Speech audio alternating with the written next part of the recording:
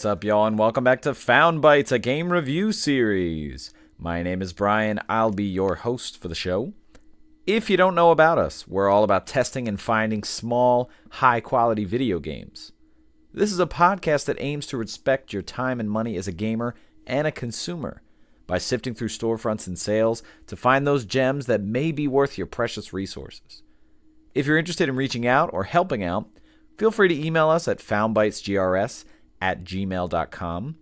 tweet at foundbytesgrs, and also rate and subscribe us on whatever podcast feed you are using. But enough about the show. Let's get into our next game.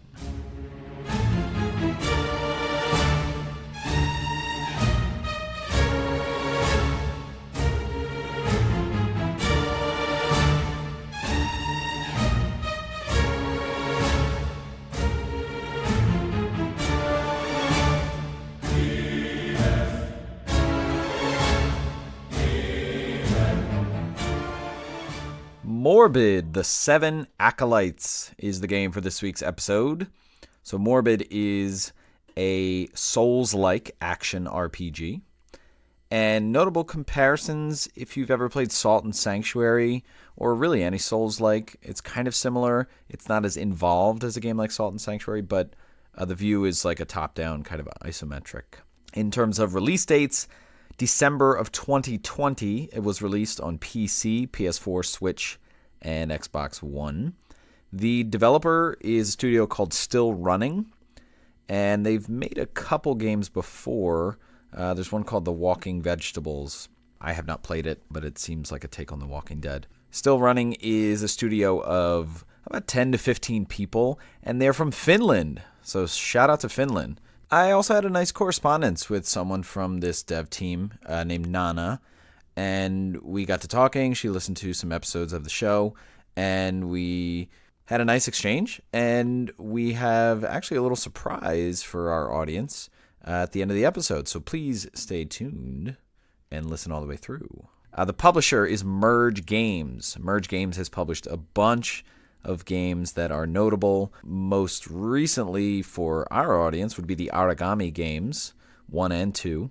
They've also published Dead Cells, Shredder's Revenge, which is the new TMNT game, which I'm hearing very good things about, and a really favorite game of mine called Darkest Dungeon. This game was released with an MSRP of $24.99 and runtime somewhere between 7 and 10 hours. 7 if you're just kind of running through, and 10 if you're trying to do all the things and optional bosses, although there's not that many. This does have a platinum trophy for our PlayStation listeners.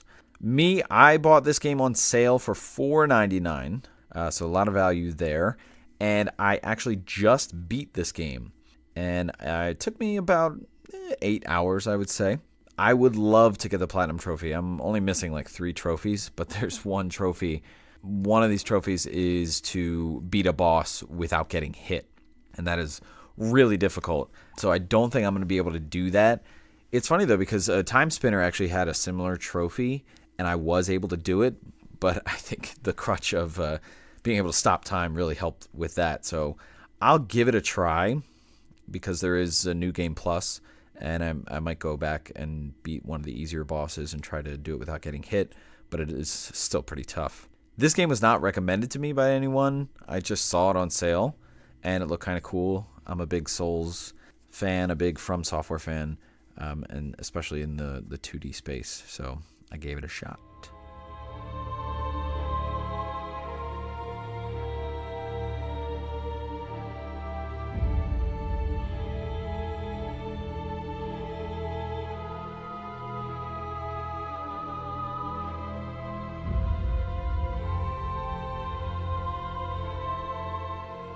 All right, let's talk gameplay. So this is an action RPG, Souls-like, and it is a top-down camera, isometric.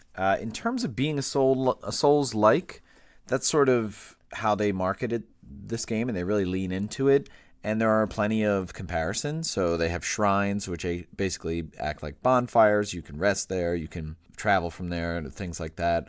You do have flasks for health. We'll talk about that. However, there's no currency, which is interesting because normally there's a risk-reward about traveling and exploring and possibly dying and losing some of your currency, but there isn't any. So I think that kind of lifts some of the weight off of your shoulders. In terms of difficulty, it's tough to gauge for the audience, but I would say that if you're a Souls veteran or if you've played 2D Souls-like games, you shouldn't have too much trouble with this. I only died in total, I don't know, maybe like 10 times. So your character, you are going to walk your character around with the joystick, and you can hit a button to roll, kind of like a roll dodge. And if you hold that button, you will be able to run. And you do have a stamina meter, and the roll takes a fair amount of stamina, but the run actually does not take a lot of stamina, not nearly as much as in past Souls games that I've played, so I like that. The combat, there are two main aspects here. So the melee combat, you will learn pretty on that you can swing your weapon with a regular attack or a strong attack. A strong attack is going to take sort of more time to build up. And so timing and hitboxes is a big thing with enemies, very similar to what we saw in Lamentum, because there will be sort of sweet spots for different enemies to be a certain amount of distance away. These enemies, for the most part, are going to be walking or running at you, and so timing is going to be a big thing, especially if you're trying to strong attack. There are two major approaches to melee combat. There's the hit and roll approach, and there is parrying. So hit and roll is just like it sounds. You're often going to get one, maybe two hits off, depending on the weapon and depending on its attack speed. Or you can parry. Now, the good thing about parrying is there is a damage multiplier. I'm not sure exactly what it is, but if you parry, like if an enemy is attacking and you hit the block button and you get the timing right and you attack right away, you'll get a nice damage boost for that. However, it does not stop enemies from attacking. So some enemies will have like a sequence, these specific enemies that are in hoods, and they do 3 attacks in a row no matter what. So if you try to parry the first one and attack, you're going to get hit. Pretty much anything that hits you does like a poise damage and it interrupts your attack. With bosses, I find the parrying a lot harder, but it is like Sekiro in that you can pretty much parry anything. As I got through this game, I actually got a lot more comfortable with parrying. You're going to find different weapons, different melee weapons, and they're going to have different swing ranges and different animations for strong attacks. Some of the spears and claws, you actually do like a pretty far jump for the strong attack, and I like that. And I would say there's a fair variety of different types. And you also have ranged weapons. So you have guns. It's not an either or. You can actually have both of them equipped at the same time. I like this because you can find some pretty good guns, and they will have ammo. This is kind of right out of Bloodborne. You've got your melee attack, and then you've got your long ranged, although it's a lot more viable in this game. And it's good for, varying your tactics, and also crowd control, because a lot of the guns will actually hit multiple enemies. And you'll have a weapon set, so you'll have a melee weapon, and you can equip a gun or a ranged weapon as a set, and you'll be able to have 2 different sets, and you'll be able to swap back and forth, very similar to Time Spinner. You will find a bunch of items, and you'll constantly be putting things in your inventory. So you'll find a lot of consumables, and I like the consumables in this game. Primarily, they're going to deal with 3 things, which are health, stamina, and sanity. Health and stamina, pretty self-explanatory. Sanity is a little interesting. There's sort of this vertical meter of blue stuff, and the more blue stuff you have, the more sanity you have. And as your sanity goes down, you start to see like a glowing neural network go over the entire screen. I think it like sort of regularly stuns you and keeps you from moving. But I do like the consumables in this game, and I do like how some of them are risk reward. Some of them say like regenerate health, but take hits to sanity. And you will have quick slots, very similar to Dark Souls. You've got in the bottom left corner where the D-pad would be, you've got 4 quick slots. Now, one of them, the bottom one, will always be taken up by an item called the Stone of Debram. And this is basically your Estus Flask, your replenishable health item. So anytime that you rest at a shrine, all of your Stone of Debram items are going to replenish. And you will find more. And also with ammo. So your ammo's in your top left corner. And as you start, you get 5 ammo. And when you use it, it's gone, and you can rest to replenish it, but you will find items that replenish your ammo. But what's interesting about the ammo is you will find ammo upgrades to your pack, and they'll increase your ammo capacity by 5. There are also weapons and runes that you'll be collecting. So there's a good variety of weapons, not too many though. And I like the different types that you can find, and there's a couple of each type that are out there. And then you'll have runes. So the way that weapons work is you'll see it in the menu. The stats for a weapon are going to be the attack speed, the overall damage, and then sort of the different damage divisions. Different damage types like blood, poison, electricity, and cold. And also on the weapon, you will see a bunch of empty circles. And these are slots that you can put runes in. And different weapons have a different number of open slots. But once you put a rune in there, you can't take it out unless you destroy it. But what the runes will be are sometimes different damage types. And there are variations like percentage adding damage. So you might find a rune that's like 10%, like plus 10% electricity, or plus 15% electricity, or plus 20% electricity. Finding these, you will find a ton of them. I would say that you don't need to ration them. If there's a particular weapon that you like, put them on. And not all of them are straight damage. Some of them are attack speed, 5 or 8 or 10%. Some of them are life drain or sanity drain. So as you're hitting enemies, you're gaining back life or sanity. Shout out to this. I really like this aspect. Again, just don't be afraid to use these. In general, I would say that there is a good ratio of things available to how long the game is. So consumables, weapons, and runes. I really like the abundance of this. The inventory. Got a major bone to pick here. So it is space-based, like literal space-based. There are squares and things take up a certain amount of squares. So this is very Fallout.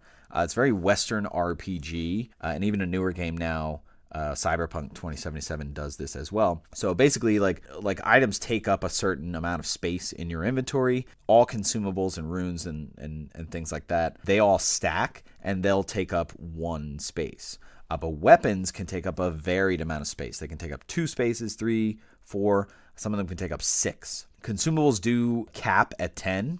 So you won't be able to pick up any after 10, but you will be able to stash things at your shrine, but your stash has a limited space. Where my frustration lies with all of this is that, number one, there's no sort button. When you're getting items, I think they'll default to like the top row. So if any spaces are available in the top row, they'll go right there. You might find like a giant axe that takes up 6 spaces and you have plenty of room in your inventory, but it won't sort things to make room for it. And if there is not like an exact 3x2 spot that is available, it won't let you pick it up. And so you have to manually move everything. It won't allow you to like add to stacks. If I have 10 of an item in my inventory and 2 in my stash, I can push over 8 automatically, but I can't take or put in 1 at a time. So I'm either going to have in my inventory exactly 10 or exactly 2. I am a big Stardew Valley fan. I've put in about 700 hours. And this entire functionality in Stardew Valley is fixed with like 2 icons in the inventory. Like in the inventory, you can press a button and everything will sort immediately. And you can also add to existing stacks. And I wish this were better. Also in your inventory, you can drop items. So you can leave them on the ground and they will stay there. They won't disappear. So you can use sort of the ground as, and I did have to do that a couple times, like drop a couple weapons on the ground. Blessings are something that you'll get in this game. And blessings are things that you will have slots for and you will equip.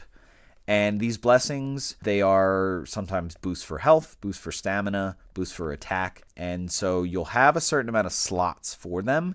And as you beat bosses, you'll open up more slots. And you can upgrade these at your shrine. I like the blessings. I think they're helpful. They really mitigate damage control or in lieu of leveling up. I do enjoy it. When you are at shrines, you have to actually click meditate to rest. And when you rest, you will reset everything. You'll reset your health, your ammo, and you'll also reset enemies. But also at shrines, you can access maps, quests, fast travel, lore, and your stash. I just beat the game and my stash is essentially full, but not to the point where I couldn't put more consumables in or anything like that. But the stash actually also can only cap consumables at 10. So at any given point in time, you can only possess like 20 of an item.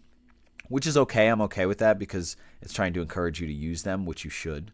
Maps. So you will see maps. You'll have to get them. They'll be on the ground, and there are sectioned areas of the game. The maps are pretty early in when you get to the area, so it's not like you're really struggling to find them. Some frustrations, there's no cursor to show where you are, so you kind of have to guess.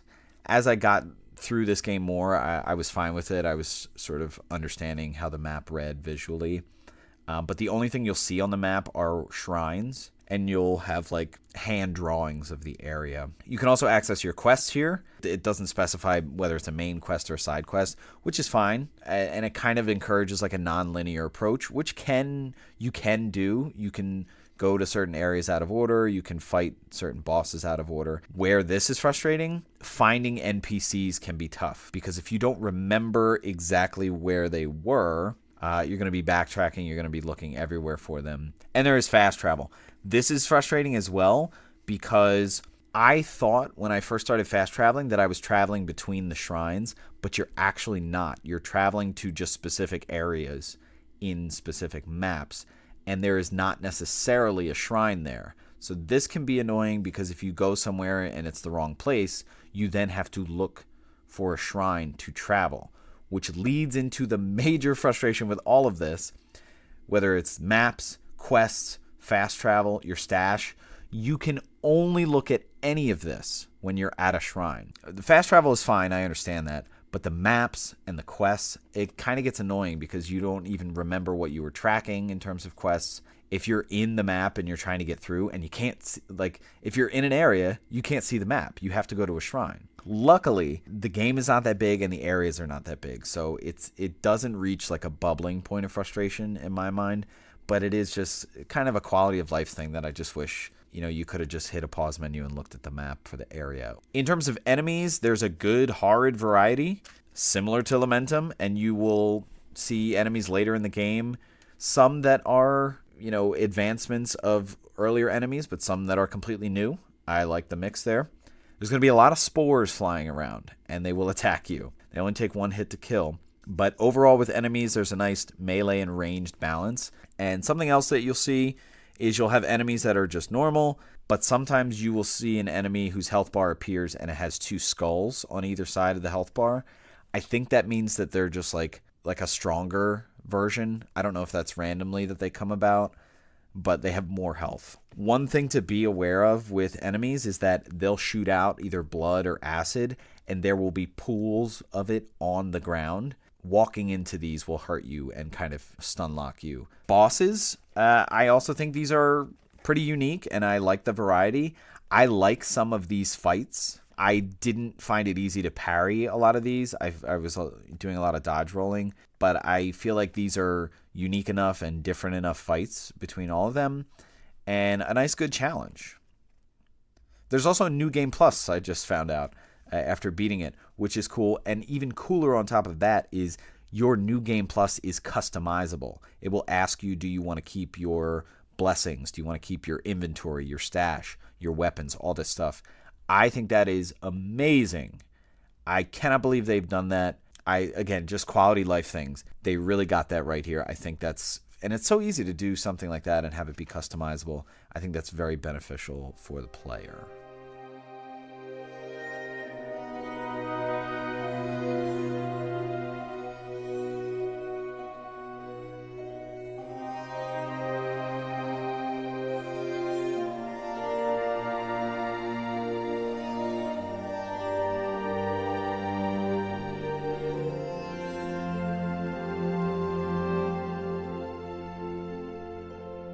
All right, let's talk about the vibe of Morbid. The claim is that it's a Souls-like, and I totally agree. It's a little bit of Lovecraft and a little bit of punk. And so this really is in the footsteps of Bloodborne. Something that I found intriguing is there's this dichotomy of hard and soft, or harsh and tender, and it comes into play from the very beginning. As soon as you boot up the game, it throws you right on this title screen. There's no lead up to it. There's no introduction or fade up screen or anything like that.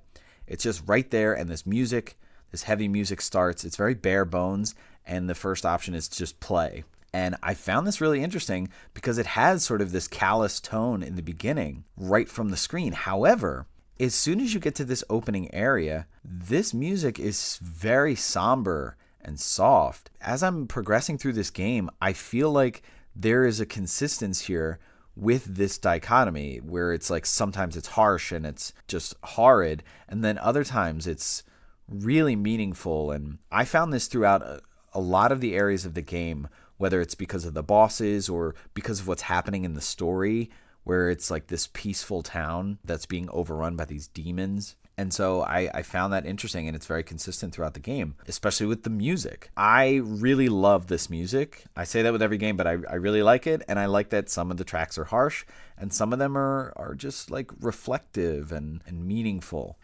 With the enemies, there's like this Lovecraftian, I guess, but like mutated, almost Cronenberg. There's a lot of spores, there's blood being tossed everywhere.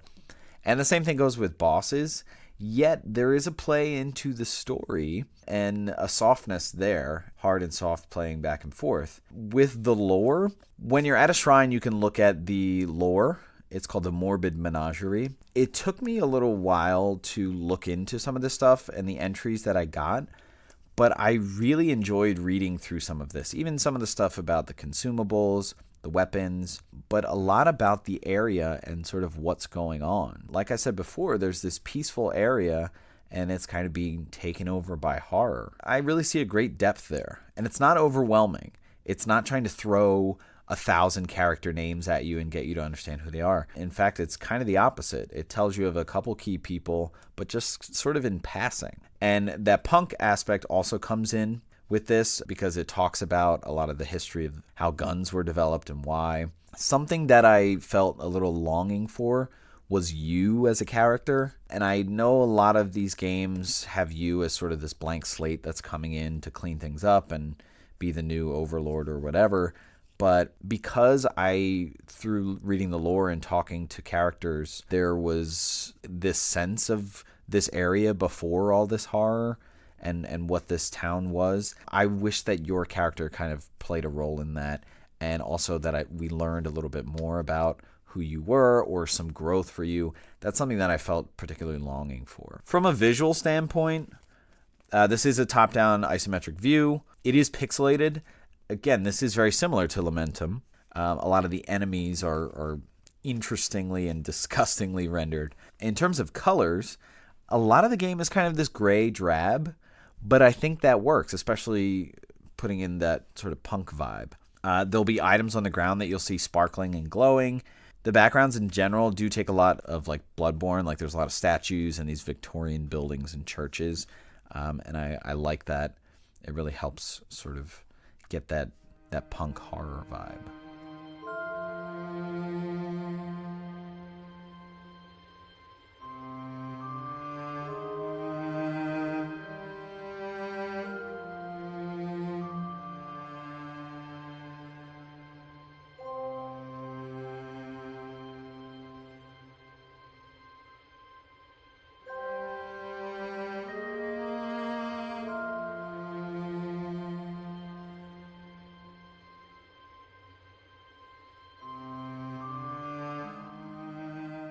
All right, let's wrap up the conversation about Morbid, the Seven Acolytes. So I like this game.